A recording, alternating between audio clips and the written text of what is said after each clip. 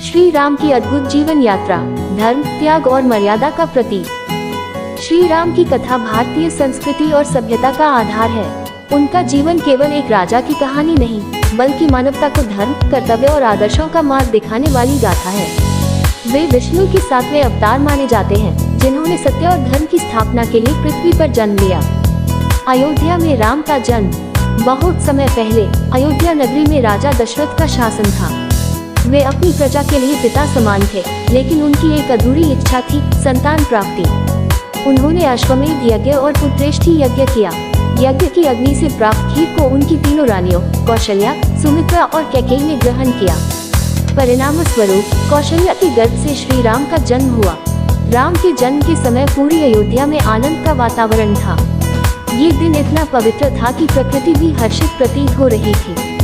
चारों दिशाओं में सुख और समृद्धि का वास था।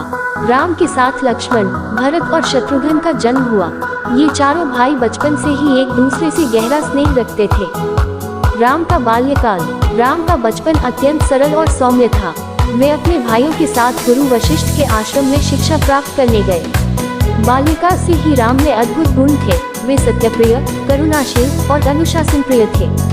वे अपने माता पिता और गुरु की आज्ञा का पालन करते थे। उनकी बाल लीलाएं अयोध्या के लोगों के दिलों में स्थायी रूप से बस गईं। शिव धनुष भंग और सीता का विवाह। राम की युवावस्था में ऋषि विश्वामित्र उन्हें अपने साथ ले गए। उन्होंने राम और लक्ष्मण को शिक्षा दी और राक्षसों से रक्षा करने के लिए उनका सहयोग मांगा।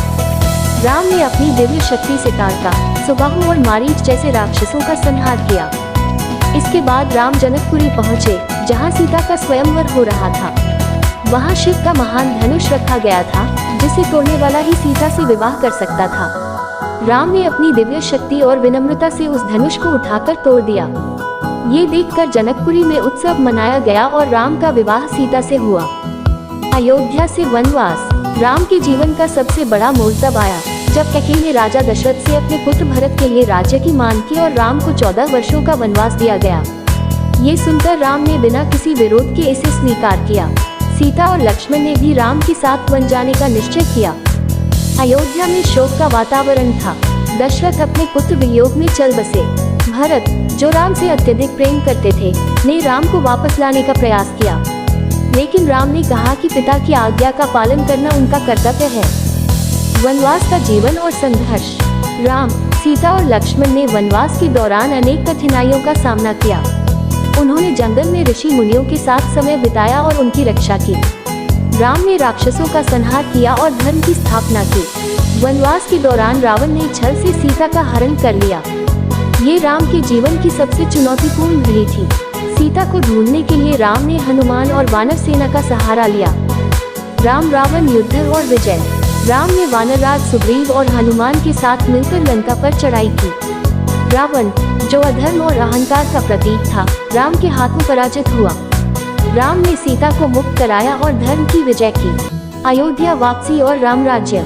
14 वर्षों का वनवास समाप्त होने पर राम, सीता और लक्ष्मण अयोध्या लौटे। पूरी अयोध्या में दीप जलाए गए और ये दिन दीपावली के रूप में मनाया गया। राम ने राजा के रूप में अयोध्या का शासन संभाला और राम राज्य की स्थापना की। ये काल न्याय, शांति और समृद्धि का प्रतीक था। निष्कर्ष। श्री राम की शिक्षा। राम की जीवन गाथा केवल एक कथा नहीं, बल्कि मानवता के लिए एक मार्गदर्शक है। ये हमें सिखाती है कि कैसे हर परिस्थिति में धैर्य और धर्म का पालन किया जाए।